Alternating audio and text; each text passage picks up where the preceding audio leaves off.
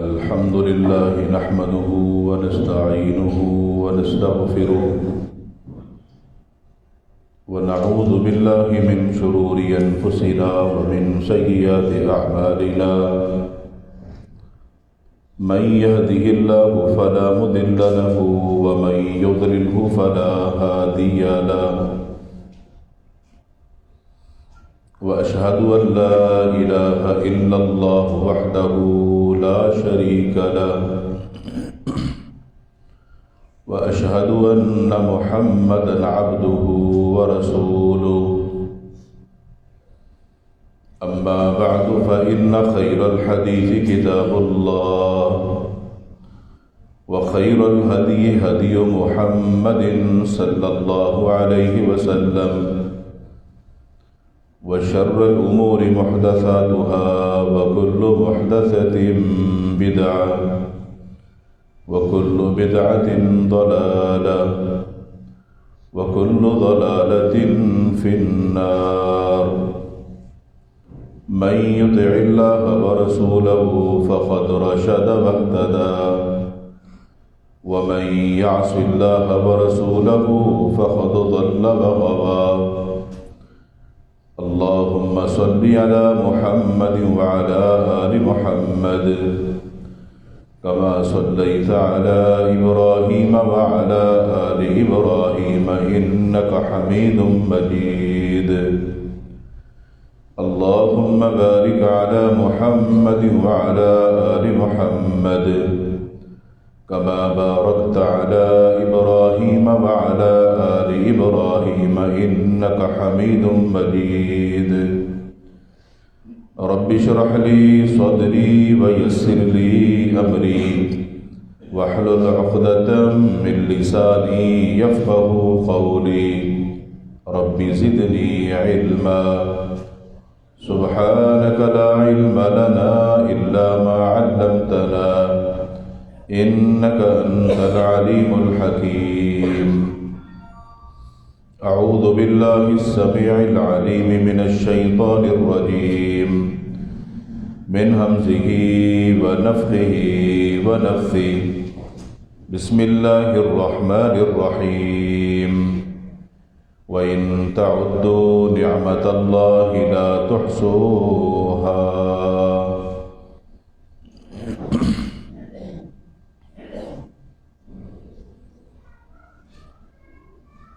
ہر قسم کی حمد و ثنا کبریائی بڑائی اللہ وحدہ لا شریک خالق کائنات مالک ارض و سما کے لیے درود و سلام امام الانبیاء ہادی رہبر و رہنما احمد مجتبی جناب محمد الرسول اللہ صلی اللہ علیہ وآلہ وسلم کی ذات اقدس پر جن کو اللہ رب العالمین نے اس کائنات کے لیے رحمت للعالمین بنا کر مبعوث فرمایا۔ حضرات گرامی،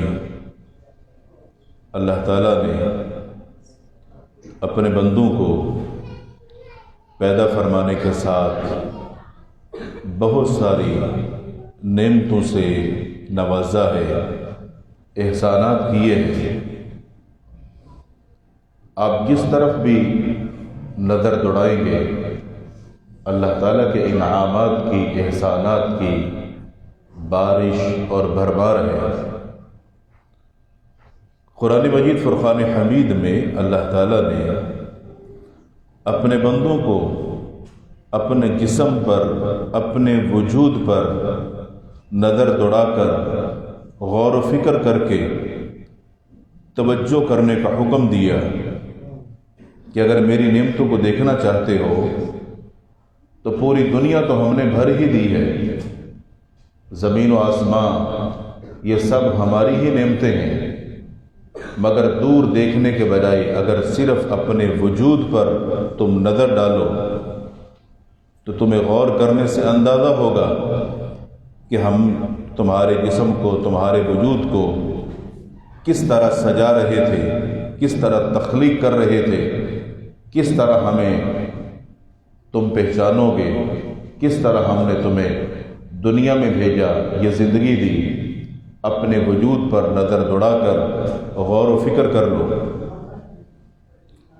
اگر دیکھا جائے کچھ نعمتیں اللہ تعالیٰ کی ایسی ہیں کہ ہم دوسرے لوگوں کو دیکھتے ہیں کہ وہ ان سے محروم ہیں، مگر اس کے باوجود کبھی ہم نے اللہ کا شکر ادا نہیں کیا کہ یہ نعمت ہمیں ملی ہے، اگر اس کو تو نے محروم رکھا ہے اس میں تیری کیا حکمت پوشیدہ ہے، تو خالق ہے، تو ہی جانتا ہے۔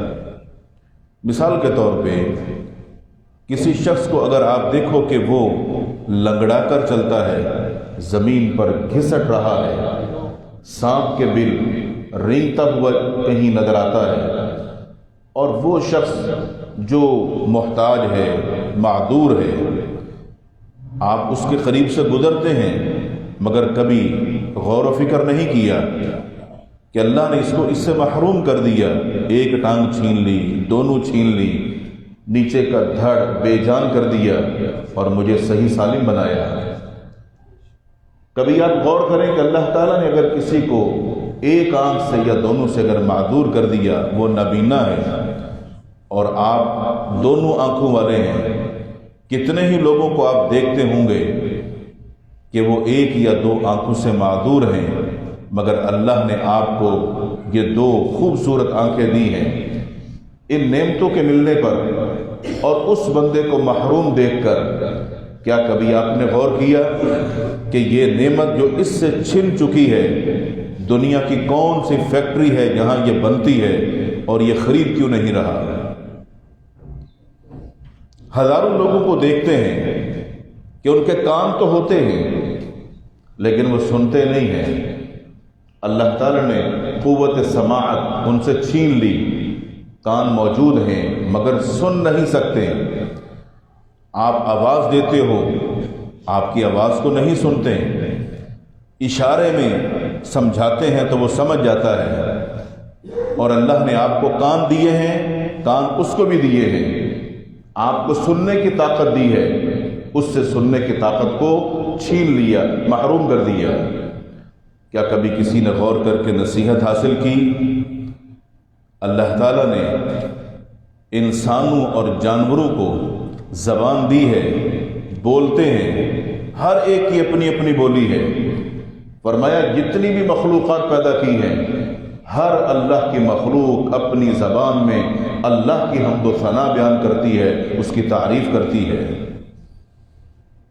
انسان کو ان تمام مخلوقات سے اشرف المخلوقات قرار دیا، سب سے بہترین قرار دیا۔ ان 72,000 مخلوقات میں سے انسان کو چنا جس کو اشرف المخلوقات کہا، مگر زبان انسانوں کے پاس بھی ہے، جانوروں کے پاس بھی ہے۔ انسانوں میں وہ انسان جن کے منہ میں زبان تو ہے مگر قوت گویائی نہیں ہے، بولنے کی طاقت نہیں ہے، ان کو آپ گنگا کہتے ہیں۔ کبھی غور کیا کہ وہ ہمارے ہی جیسے ہیں، منہ میں زبان تو رکھتے ہیں مگر بول نہیں سکتے، بولنے کی طاقت اللہ نے ان کو نہیں دی، ان سے چھین لی۔ اس سے یہ بات واضح ہوتی ہے کہ اگر منہ میں زبان ہے تو لازمی نہیں کہ ہر زبان رکھنے والا بولتا بھی ہے۔ زبان موجود ہے مگر بولنے کی طاقت اللہ نے نہیں دی۔ اور دنیا کی کون سی فیکٹری ہے جہاں پر وہ بولنے کی جو طاقت ملتی ہو وہ انسان کو دلوا دی جائے؟ آپ اپنے گھر بناتے ہیں، بلڈنگیں بناتے ہیں، اور تعمیرات کے حوالے سے دنیا بڑی ترقی کر رہی ہے۔ ان میں پانی کی لائنیں، سیوریج کی لائنیں، کس طرح مختلف چیزیں آپ دیکھتے بھی ہیں۔ انسان کے وجود پر نظر دوڑائیے اور دیکھیے، آپ کے کھانے کی نالیاں، پینے کی نالیاں اللہ تعالیٰ نے کس طرح کی بنائی، ساری گوشت کی ہے۔ ایک انسان اگر 100 سال جیتا ہے تو وہ نالی 100 سال تک چلتی ہے۔ اللہ کے نظام کو دیکھیے، انسان کا جسم پوری ایک فیکٹری، پورا ایک کارخانہ ہے۔ وَفِي أَنفُسِكُمْ أَفَلَا تُبْصِرُونَ، اپنے جسم و جان کو دیکھو، غور تو کرو اس پر۔ ہم تمہارے خالق و مالک ہیں، اگر ہمیں پہچاننا چاہتے ہو تو تمہارا اپنا وجود کافی ہے کہ ان نعمتوں کو دیکھ کر تم اپنے مالک کو پہچان سکتے ہو۔ اس طرح پوری دنیا کے اندر اللہ کی بیش بہا نعمتیں آپ گنتے جائیں، آپ ان کو کبھی شمار ہی نہیں کر سکتے، ان کی گنتی کر ہی نہیں سکتے۔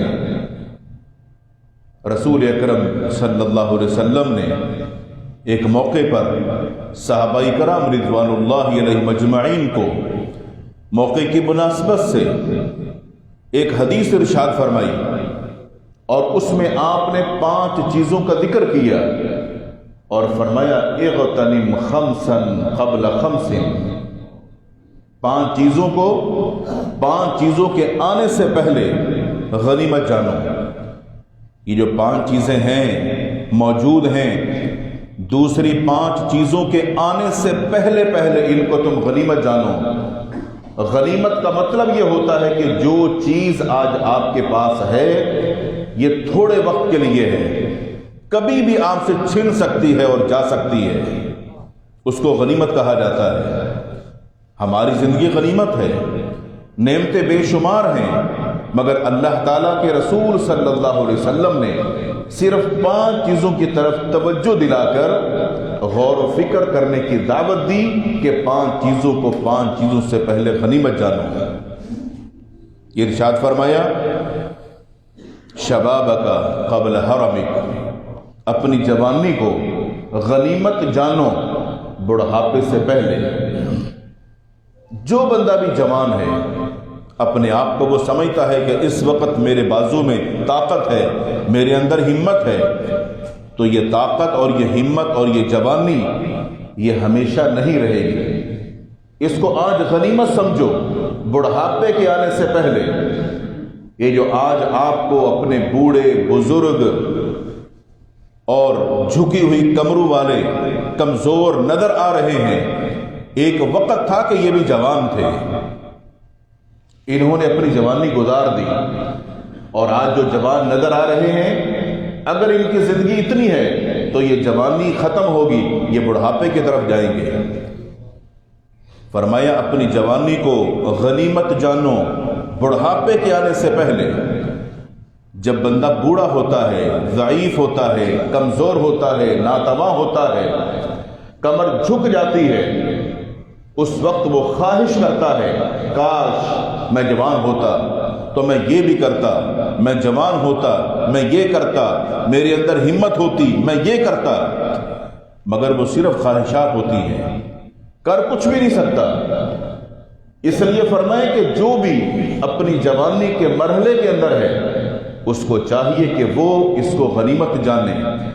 جوانی کے اندر آپ اللہ کی جو عبادت کر سکتے ہو، دین کی خدمت کر سکتے ہو، داعی بن کر لوگوں کو دین کی طرف بلا سکتے ہو، نیکی کے کام کر سکتے ہو، صدقہ جاریہ کر سکتے ہو، یہ جوانی ایک وقت آئے گا یہ بڑھاپے کی طرف چلی جائے گی، بڑھاپا شروع ہو جائے گا، جوانی کا دور ختم ہو جائے گا۔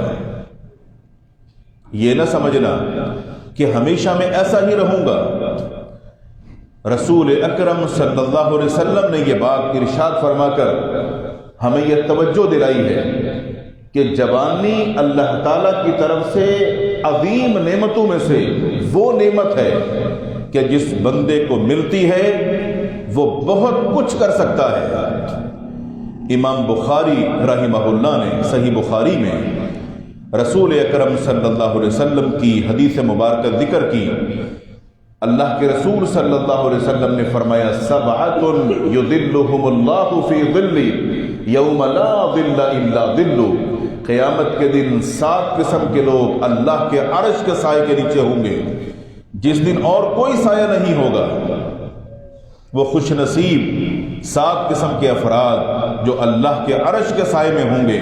فرمایا ان 7 قسم کے لوگوں میں ایک قسم ان نوجوانوں کی ہوگی شاب نشأ فی عبادت اللہ، وہ نوجوان جنہوں نے اپنی جوانی کو اللہ کی بندگی اور عبادت کے اندر صرف کیا۔ اپنی جوانی کو غنیمت جان کر قرآن مجید کی تلاوت ہو، احادیث مبارکہ کا مطالعہ ہو، نمازوں کی پابندی ہو، تہجد کی نماز ہو، نوافل ہوں، ذکر و اذکار ہوں، تمام چیزوں کے ساتھ وہ جڑا ہوا اپنا کام، کاروبار، مصروفیات، دنیا داری وہ بھی ساتھ چل رہا ہے، کیونکہ اللہ کے رسول صلی اللہ علیہ وسلم بذات خود تاجر تھے، صحابہ کرام تاجر تھے، تجارت کرتے تھے، کاروبار کرتے تھے، مگر انہوں نے دین کا کام بھی کیا، دین کی خدمت بھی کی، دین کی تبلیغ بھی کی، جہاد بھی کیا۔ ان لوگوں کی خدمات کی وجہ سے یہ دین آج ہم تک پہنچا ہے۔ اپنی ذمہ داری کو وہ نبھا کے گئے، آج ہماری ذمہ داریاں ہیں، ہمیں اسی راستے پر چلتے ہوئے، کیونکہ وہ صراط مستقیم ہے، اللہ کے رسول صلی اللہ علیہ وسلم کا راستہ، صحابہ کرام کا راستہ، وہ صراط مستقیم ہے، اسی راستے پر چلتے ہوئے ہم نے بھی اسی طرح زندگی گزارنی ہے، اپنی جوانیاں صرف کرنی ہے، کیونکہ یہ زندگی عارضی ہے، اس نے ختم ہو جانا ہے۔ اس کے ختم ہونے کے بعد ایک دوسری زندگی جس کو اخروی زندگی کہا جاتا ہے وہ شروع ہوگی، جو کبھی بھی ختم نہیں ہوگی۔ اس کو سنوارنے کے لیے اللہ نے یہ وقت دیا، یہ موقع دیا، جو کہ موقع غنیمت ہے۔ تو جوانی کو غنیمت جانو بڑھاپے کے آنے سے پہلے۔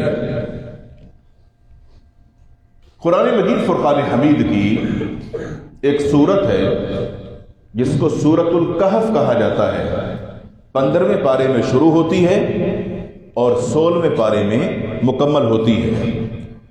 رسول اکرم صلی اللہ علیہ وسلم نے اس سورت کے متعلق ارشاد فرمایا کہ جمعے کے دن اس کی تلاوت کیا کرو۔ قرآن مجید کی صورتیں تو 114 ہیں، مگر ان تمام صورتوں میں سے خاص طور پر آپ نے صرف اس ایک صورت کا ذکر کیا۔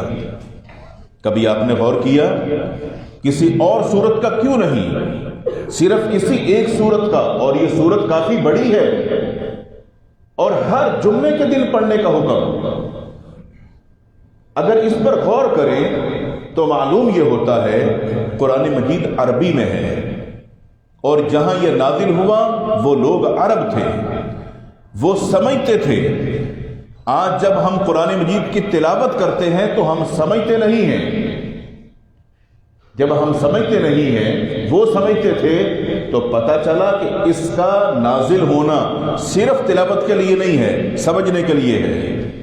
تو ہمیں ترجمے کے ساتھ پڑھنا ہے۔ جب ترجمے کے ساتھ آپ پڑھیں گے قرآن مجید کو، اور اس میں سے جمعے کے دن سورۃ الکہف کو، تو ہر جمعے کو جو بندہ یہ سورت پڑھے گا، آپ یقین جانیے اس سورت کے اندر اللہ تعالیٰ نے ایسے واقعات بیان فرمائے ہیں جو کسی اور سورت کے اندر نہیں ہے۔ ایک نہیں، کئی سارے واقعات، ایماندار کا، بغیر ایمان والے کا یعنی کافر کا، نوجوانوں کا، اللہ جس کو طاقت اور قدرت عطا فرماتا ہے، جس کو ہمت دیتا ہے، جس سے کام لینا چاہتا ہے، اس کی مدد کیسے کرتا ہے۔ دنیا کے اندر بڑے بڑے جو کارنامے انجام دیے گئے، اللہ نے اس سورت کے اندر بطور واقعات بیان فرمائے ہیں۔ گویا جو بندہ اس سورت کو ترجمے کے ساتھ پڑھے گا تو اس سورت کے شروع ہوتے ہی چند نوجوانوں کا واقعہ ہے جن کی وجہ سے اس سورت کا نام سورۃ الکہف پڑا۔ وہ لوگ تھے اصحاب کہف، کہف کہتے ہیں غار کو، ان غار والوں کا واقعہ اس کی ابتدا میں بیان کیا، اور وہ چند نوجوان تھے۔ تو گویا جب آپ اس کو پڑھنا شروع کرتے ہیں تو ابتدا ہی سے آپ کا ایمان بڑھنا شروع ہو جائے گا کہ چند نوجوان پوری دنیا سے ٹکر لے رہے ہیں اپنے ایمان کو بچانے کے لیے، کس طرح کفر سے بچنے کے لیے وقتی طور پر ایک محفوظ جگہ پر پہنچے اور اللہ نے ان کی حفاظت فرمائی۔ تو جو اللہ کے دین کے لیے، اپنے ایمان کو بچانے کے لیے کوشش کرے گا، اللہ اس کو کبھی بھی نہیں چھوڑتا۔ جب آپ کا ایمان ایسا ہو، اللہ پر یقین ایسا ہو، تو اللہ حفاظتیں کیسے فرماتا ہے۔ اس سورت کو پڑھیے، آپ کا ایمان بڑھے گا، اس میں اضافہ ہوگا۔ تو رسول اکرم صلی اللہ علیہ وسلم نے اس سورت کو ہر جمعے کے دن جو پڑھنے کی تعلیم دی، اس کو صرف تلاوت کے ساتھ نہیں بلکہ ترجمے کے ساتھ پڑھنے کی کوشش کرے، تاکہ اس میں جو کچھ بیان ہوا وہ بھی ہمیں پتہ ہونا چاہیے کہ بیان کیا ہوا اس سورت کے اندر۔ دوسری چیز، رسول اکرم صلی اللہ علیہ وسلم نے جو 5 چیزیں بیان فرمائیں، ان میں پہلی، اپنی جوانی کو غنیمت جانو بڑھاپے کے آنے سے پہلے۔ آگے ارشاد فرمائے کہ وصحتک قبل سقمک، اپنی صحت کو، تندرستی کو غنیمت جانو کسی بھی بیماری کے آنے سے پہلے۔ انسان پر کچھ بیماریاں جب حملہ کرتی ہیں تو وہ انسان کو کمزور کر دیتی ہیں۔ بعض لوگ ان بیماریوں کا مقابلہ نہیں کر پاتے تو کمزور ہو جاتے ہیں، اور بعض بیماریاں انسان کی موت کا سبب بن جاتی ہیں۔ جب تک آپ صحت مند ہیں، جب تک آپ تندرست ہیں، جب تک آپ چلتے پھرتے ہیں، اس وقت تک آپ کو اپنی صحت کی کوئی فکر نہیں ہوتی، اور جیسے ہی بیماری کی طرف جاتے ہیں، ہلکا سا نزلہ، زکام، کھانسی، بخار، سر میں درد، بعض لوگ اسی وجہ سے نڈھال ہو جاتے ہیں۔ مسلسل جو صحت مندی کی زندگی گزار رہا ہوتا ہے، ان چھوٹی چھوٹی بیماریوں کی وجہ سے پریشان ہو جاتا ہے۔ حالانکہ بیماری تو وہ ہوتی ہے جو انسان کو لٹا دے، بستر مرگ سے وہ اٹھنے ہی نہ پائے۔ یہ چھوٹی چھوٹی جو بیماریاں ہیں، یہ تو عام ماحول کی وجہ سے، آلودگی کی وجہ سے، موسم کی تبدیلی کی وجہ سے، بے احتیاطی کی وجہ سے بھی آتی ہیں، مگر جو اصل بیماریاں ہیں وہ آپ کو نظر آئیں گی اگر کسی بڑے ہاسپٹل میں آپ جائیں۔ کراچی کے اندر کسی ایک ہاسپٹل میں آپ داخل ہوں تو وہیں سے آپ کو اندازہ ہوگا دنیا ساری بیمار پڑی ہے، کوئی کٹا ہوا، کوئی جلا ہوا، کوئی کس طرح، کوئی کس طرح، آپ دیکھتے چلے جائیں۔ کوئی کمزور دل کا ہوگا تو وہ تو دیکھ بھی نہیں پائے گا جو لوگوں کی صورتحال ہوتی ہے۔ تب انسان کو اندازہ ہوتا ہے کہ میں جو صحت مند ہوں، تندرست ہوں، اللہ کی کتنی بڑی یہ نعمت ہے جو اللہ نے مجھے دی ہے۔ فرمایا اس کو غنیمت جانو کسی بیماری کے آنے سے پہلے۔ رسول اکرم صلی اللہ علیہ وسلم نے ایک موقع پہ ارشاد فرمایا، نعمتان مغبون فیہما کثیر من الناس، 2 نعمتیں ایسی ہیں کہ لوگوں کی اکثریت ان سے غافل ہے۔ 2 نعمتیں ایسی ہیں لوگوں کی اکثریت ان نعمتوں سے غافل ہے، ان نعمتوں کی لوگ قدر نہیں کرتے، ان نعمتوں کی طرف لوگوں کی توجہ ہی نہیں، لوگوں کی نظر میں ان نعمتوں کی کوئی اہمیت ہی نہیں۔ کون سی ہیں؟ الصحہ، ایک صحت، تندرستی۔ اگر کوئی بیماری نہیں ہے، اللہ نے آپ کو تمام بیماریوں سے محفوظ رکھا ہے۔ یقین جانیے یہ اللہ کی اتنی بڑی نعمت ہے، ساری زندگی سجدے میں پڑے رہو تو بھی ایک نعمت کا شکر ادا نہیں کر سکتے۔ فرمایا والفراغ، فرصت کے لمحات، بندے کے پاس کچھ فارغ ٹائم ہے، اس فارغ ٹائم کے اندر وہ قرآن کی تلاوت کر کے، اللہ کے رسول صلی اللہ علیہ وسلم پر درود ابراہیمی پڑھ کے، اللہ تعالیٰ کا ذکر کر کے، تسبیحات پڑھ کے، یا اور چیزیں جو پڑھنے کی ہیں، دعائیہ کلمات پڑھ کے بہت نیکیاں کما سکتا ہے۔ مگر افسوس کہ آج ایک فارغ انسان بھی اپنے آپ کو مصروف سمجھتا ہے، جس کا کوئی کام دھندا نہیں، اس سے بھی آپ بات کرو وہ کہتا میرے پاس ٹائم ہی نہیں ہے۔ گویا کہ وہ جو فارغ ہے وہ آپ سے زیادہ مصروف ہے، اور لوگوں کو مصروف کر کس نے دیا اتنا؟ یہ موبائل کی فیکٹریوں نے۔ ایک گھر کے اندر باپ اور بیٹے بیٹھے ہیں، باپ ان کے منہ کو دیکھ رہا ہے، ہر بیٹے کے پاس موبائل ہے۔ پہلے وقت ہوتا تھا ایک دوسرے کا حال پوچھتے تھے، بات کرتے تھے، مشورہ لیتے تھے، دعائیں لیتے تھے، خدمت کرتے تھے۔ آج یہ چیزیں چھن گئیں، دوریاں پیدا ہو گئیں، وہ سارا وقت موبائل نے لے لیا، اس لیے کسی کے پاس کسی کے لیے کوئی وقت نہیں ہے۔ یہ جو فرصت کے لمحات ہیں یہ اللہ کی بہت بڑی نعمت ہے۔ اس سے آپ بہت کچھ کر سکتے ہو اگر کرنے کا جذبہ ہو۔ رسول اکرم صلی اللہ علیہ وسلم نے تیسری چیز بیان فرمائی، وَغِنَاقَ قَبْلَ فَقْرِكَ، اللہ نے آج اگر تمہیں مال عطا کیا ہے، مالداری دی ہے، فراوانی ہے، کشادگی ہے، اس مالداری کی جو کیفیت ہے اس کو غنیمت جانو اس وقت کے آنے سے پہلے کہ تمہارے پاس کچھ بھی نہ ہو، تم فقیر بن جاؤ۔ اس لیے کہ انسان مال و دولت کے بل بوتے پر بہت کچھ کر سکتا ہے، اپنے لیے، اپنے والدین کے لیے، اپنی اولاد کے لیے، اپنی آخرت کے لیے۔ اللہ نے اگر کسی کو یہ نعمتیں دی ہیں، مال و دولت ہے، تو بہت کچھ کر سکتا ہے۔ اللہ کے رسول صلی اللہ علیہ وسلم نے ایک دفعہ صحابہ کرام سے فرمایا کہ بھئی دین کے لیے مال کو خرچ کرنا ہے، ہر بندہ اپنی استطاعت کے مطابق مال لا کے جمع کرائے، تعاون کرے۔ صحابہ کرام مجلس سے اٹھے، اللہ کے رسول صلی اللہ علیہ وسلم کی بات کو سن کر اپنے گھروں کی طرف گئے۔ عمر فاروق رضی اللہ تعالی عنہ کہتے ہیں میں جب اپنے گھر پہنچا تو میں نے اپنے گھر کے سامان کے دو حصے کیے، ایک گھر والوں کے لیے چھوڑا اور اپنے ایک ساتھ لے لیا، اور میں نے سوچا آج ابو بکر صدیق کو میں پیچھے چھوڑوں گا۔ ہمیشہ نیکی کے کام میں ابو بکر صدیق آگے ہوتے ہیں، آج میں سبقت لے جاؤں گا۔ سبقت کی بات کس میں ہو رہی ہے؟ نیکی کے اندر، بھلائی کے اندر، اور ان امور کے اندر جس میں اللہ کی رضا ہوتی ہے۔ اللہ کے رسول صلی اللہ علیہ وسلم کے قدموں میں لا کے جب وہ مال رکھا گیا، ادھر سے ابو بکر صدیق رضی اللہ تعالی عنہ بھی پہنچ گئے۔ تو عمر فاروق سے پوچھا عمر کیا لے کر آئے؟ کہا اللہ کے نبی صلی اللہ علیہ وسلم مال کے دو حصے کیے، ایک گھر والوں کے لیے چھوڑا اور ایک آپ کے حکم پر آپ کی خدمت میں لا کے رکھا، میں گھر کا آدھا مال لے کر آیا ہوں۔ فرمایا ابو بکر تم کیا لے کر آئے؟ کہا اللہ کے نبی صلی اللہ علیہ وسلم میں نے اپنے گھر کا سارا مال اٹھایا اور لا کے آپ کی خدمت میں رکھ دیا۔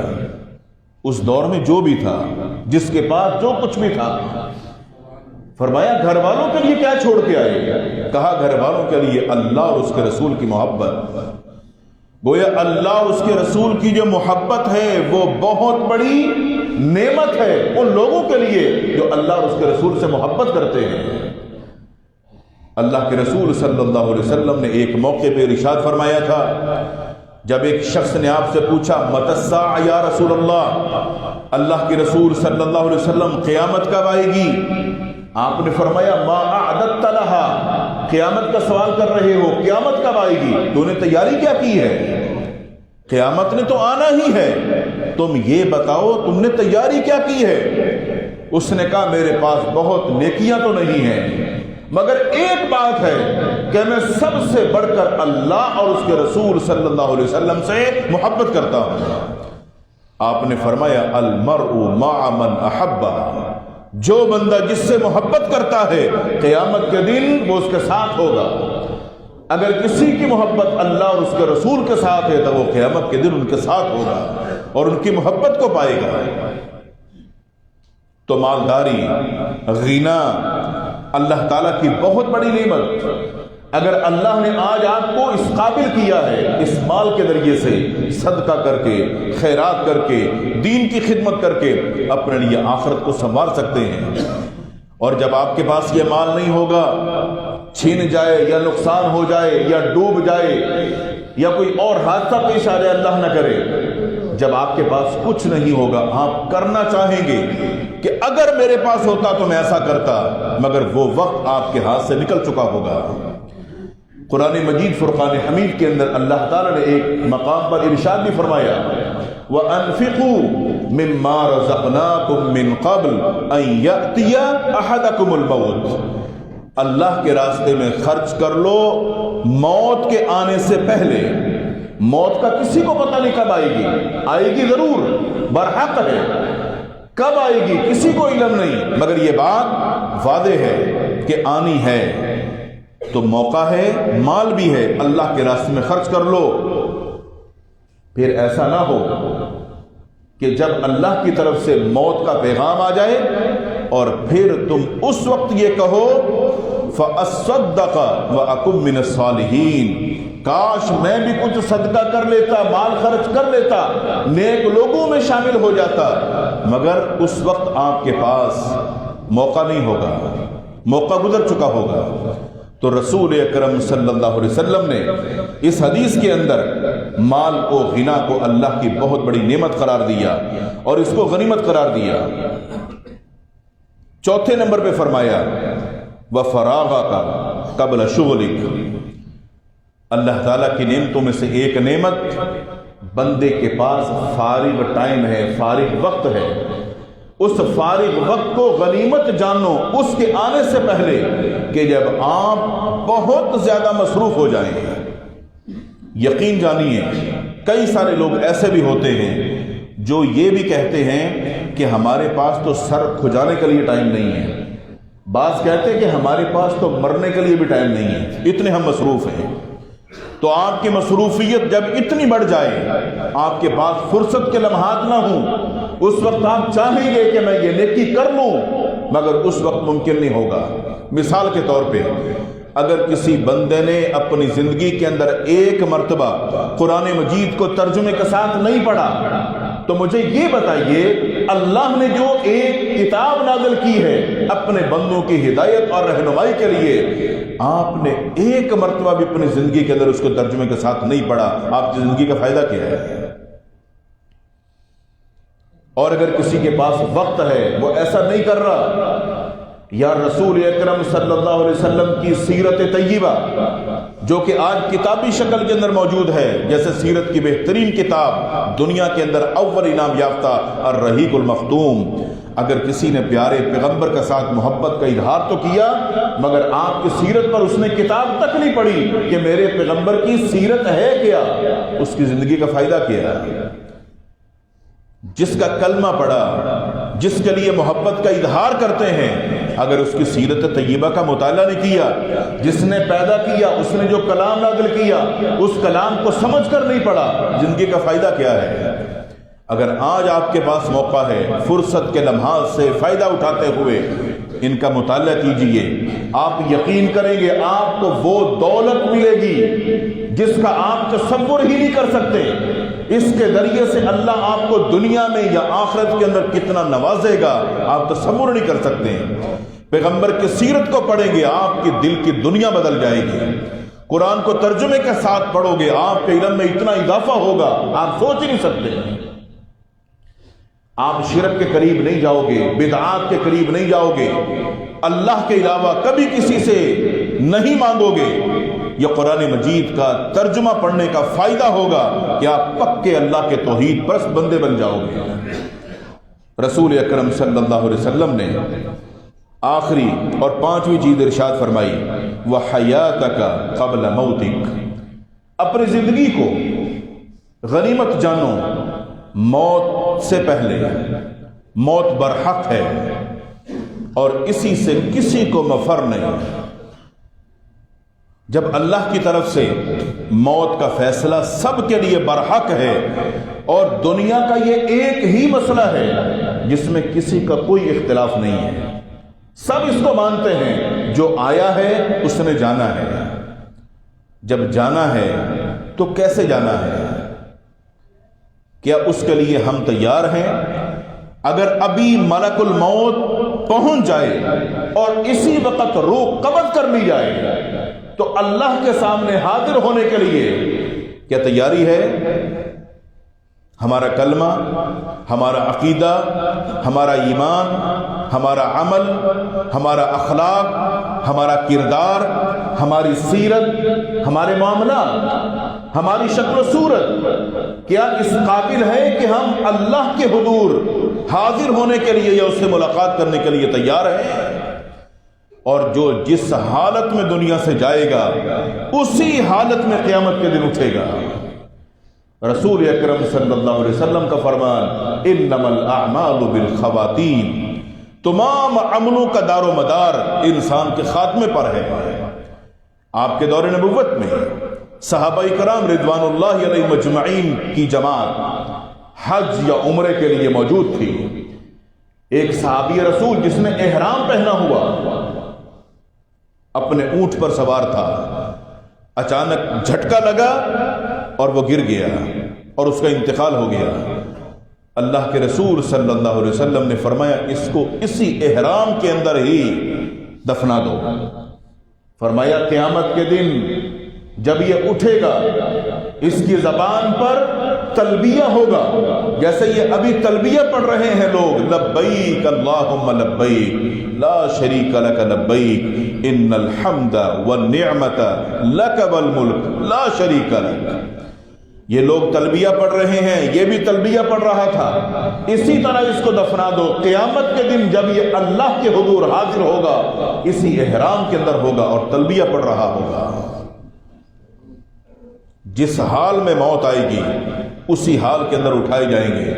اگر آج موت آ جائے تو کیا خیال ہے رب سے ملاقات کے لیے ہم تیار ہیں؟ ہمارے کام، ہمارے کاروبار، ہمارے لین دین، کیا یہ سب اتنے اچھے ہیں کہ کیا ہمارا دل مطمئن ہے؟ کسی کا حق تو نہیں مارا، کسی پر ظلم تو نہیں کیا، سود کا کام، سود کا کاروبار تو نہیں کر رہے، سود والی کمیٹیاں تو نہیں ڈالی ہوئی، جو بولی والی اور لکی کمیٹیاں ہیں کیا ان کے اندر ملوث اور مبتلا تو نہیں؟ اگر یہ سارے حرام والے کام کیے ہیں تو رب کے سامنے حاضر تو ہونا ہے، منہ کیا دکھاؤ گے؟ آج لوگ یہ سمجھتے ہیں جھگڑے، فسادات، ان کے اندر ہم ایک دوسرے پر کیس کر کے کیس جیت جائیں گے، عدالت فیصلہ کر دے گی، فیصلہ ہمارے حق میں آ گیا. اگر فیصلہ ہمارے حق میں آ گیا تو اس کا مطلب ہم صحیح، ہم حق پر ہیں، دوسرے غلط ہیں. جس طرح آج لوگوں میں، خاندانوں کے اندر صورتحال ہے اور ہماری عدالتیں جو فیصلے کرتی ہیں یہ سب دنیا کے فیصلے ہیں. یہاں فیصلے بدلتے ہیں پیسے کو دیکھ کر. ان عدالتوں پر بھی قیامت کے دن اللہ کی عدالت لگے گی، اصل فیصلے وہاں ہوں گے. ام سلمہ رضی اللہ عنہا بیان فرماتی ہیں اللہ کے رسول صلی اللہ علیہ وسلم کی خدمت میں دو شخص لڑتے ہوئے، جھگڑتے ہوئے حاضر ہوئے. وہ کسی چیز پر ایک دوسرے سے بحث و تکرار کر رہے تھے. ایک کہتا ہے یہ چیز میری ہے، دوسرا کہتا نہیں یہ میری ہے. آوازیں بلند ہیں.